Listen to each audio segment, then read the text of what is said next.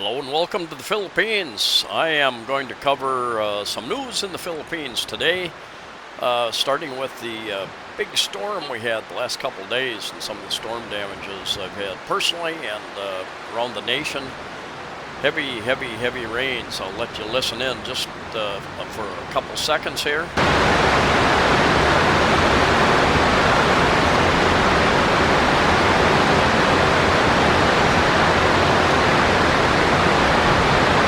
This storm, Paeng is the Philippine name, Nalgae is the international name. Never reached typhoon status as far as the wind, but I think it's going to pick up as it exits the Philippine area of responsibility and heads over towards probably to China, possibly to Vietnam. Anyway, it very wide storm that has affected the complete Philippines from north to south. The Disaster Reduction Commission has even asked the president to declare a national state of calamity across the whole country. I live in Cebu City, and we've had a number of days with the outer rain and wind bands from this storm, creating lots of flooding, landslides in the mountains and in the hillside areas near us. Lots of flooding going on. When I get really strong south winds, which what we were getting here, about every 30 minutes yesterday afternoon, it seemed like every 30 minutes we had heavy winds all day, most of the day, and until about 5:30 p.m. Very heavy winds. And the rain bands would come through about every 30 minutes, and the rain would hit, and I would get, I'll show you here in a bit, water in my condominium. And then it would let up for a little bit, and you'd say, well, glad that's over. And then, 30 minutes later, another band would come through, and I spent the whole afternoon mopping up the floor. I think the last I read was 45 deaths. A lot of landslides. I think one area, over 100 homes were buried in a landslide. Even way down in South Mindanao, landslides and drownings. Places that normally do not flood were flooded. It caught the authorities, the experts, off guard. They never expected the damages to be so widespread. Flooding, landslides, the wind, electrical out, thousands of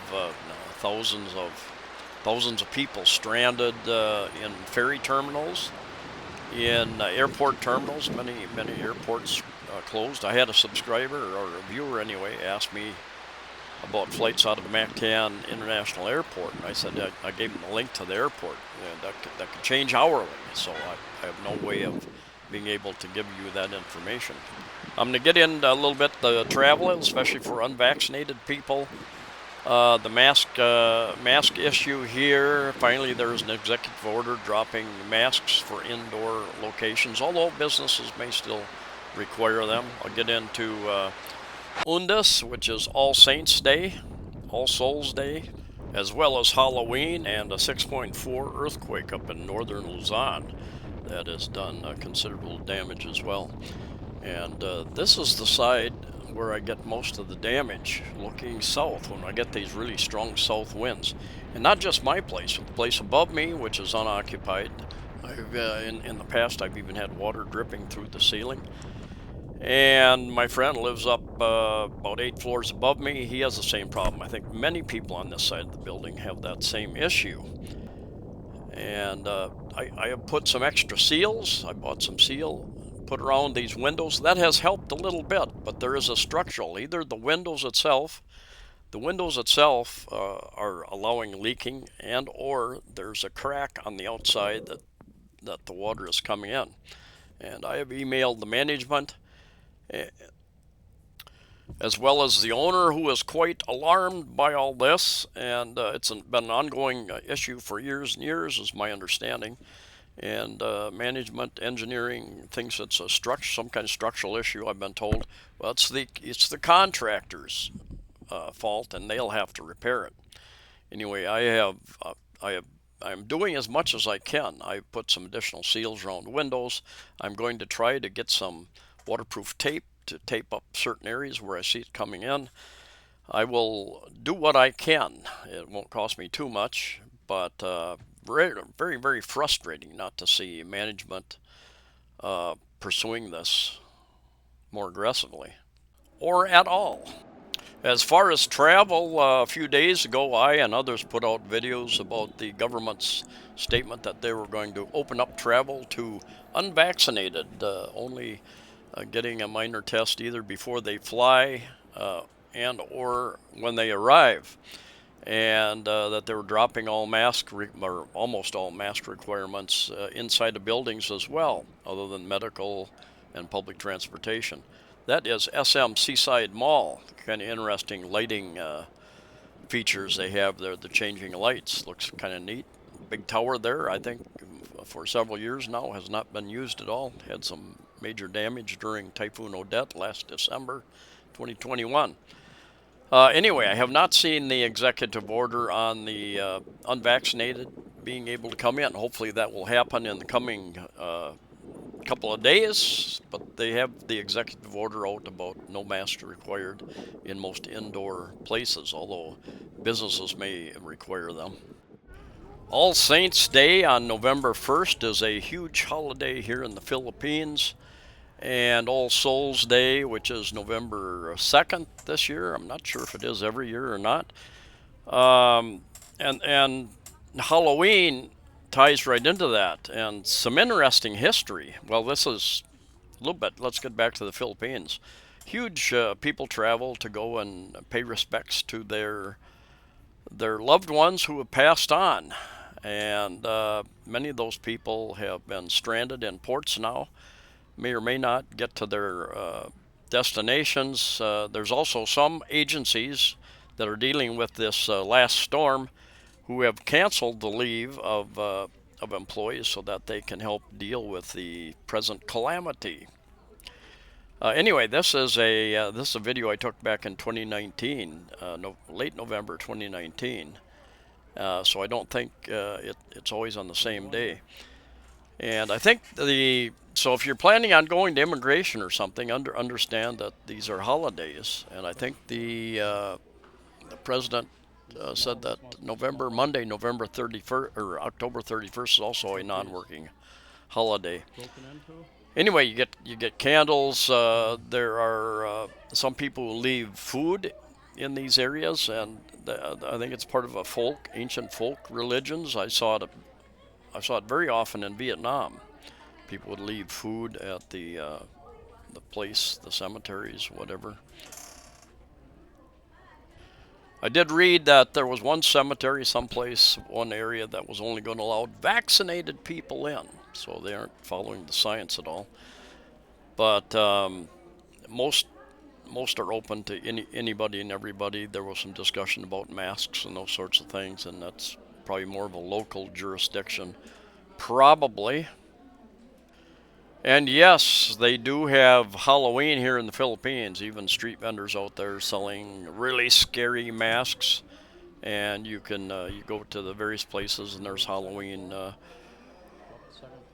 different Halloween decorations up. This is up on, I think we're up on the fifth floor, looking over down the row upon row upon row of, I don't know what you call all these types of things, of the little cubicles for the deceased. There's a certain cost to leaving somebody in one of these, so many people, after a certain number of years, they can't afford that anymore, and I think the bones are taken out and dealt with in a different way, I guess. Somebody will give us the details in the comment area, I suspect. There's a Chinese cemetery here in Cebu City I walked through several years ago, and there were people living in there, and it's not too uncommon in various places in the Philippines. Poor people to be living in there, and I had read that Chinese cemetery, or at least one of them here in Cebu City, is going to be closed, made into some sort of heritage site. Not sure all the details, but the people living in there are going to be given cash incentives to move and go from there. I think another extra 5,000 police are out watching the ports and piers and cemeteries to try to prevent any. And a lot of Filipinos before they would camp out at these places, cemeteries, for a couple of days. Bring all their food and everything with them. Just camp out near the site. Just a few days ago in northwest Luzon Island, there was an earthquake, 6.4, quite large, and fortunately, I don't think anybody was killed, but there have been dozens and dozens of injuries as well as property damage up there. And back in July of this year, 2022, there was a 7.0, or let's see, 7.0, yeah, earthquake, and I'll give you some information there. And I found this information online when I did a search, and it tells how many people, how many aftershocks, how many people were affected, number of different things. If you want to blow that up, enlarge it, and read through that, you're certainly welcome to. But I think this last one they even felt down in part of the Manila metropolitan area. Low levels, but they did feel it, I believe. That's what I read. You should take into consideration various risks when you decide to live someplace and settle and retire, whether it be in the U.S., Europe, Asia, wherever, or the Philippines. And there is information out there that you can get, as I stated earlier. And jumping over to Phil Volks in the Philippines, they've got a number of things here about us volcano. They've got how Hazard Hunter PH mobile app. That's interesting. Hazard assessment at your fingertips. So you can check in on your volcano information, earthquake, tsunami, landslides, hazard maps, all really good information. If you're planning on building a house here or where you want to live, bulletins on various things here. Fault Finder, Hazard Hunter PH, Valley Fault System Atlas, How Safe Is My House, Lava, Ridus. And over here in July 27th, 2022, not so long ago, there was a magnitude 7 in northwestern Luzon, the same place that this present one, this one here, primer on October 25th, 2022, 6.4 earthquake event. So let's go over there and take a look. I believe they've had quite a number, hundreds of aftershocks since that earthquake.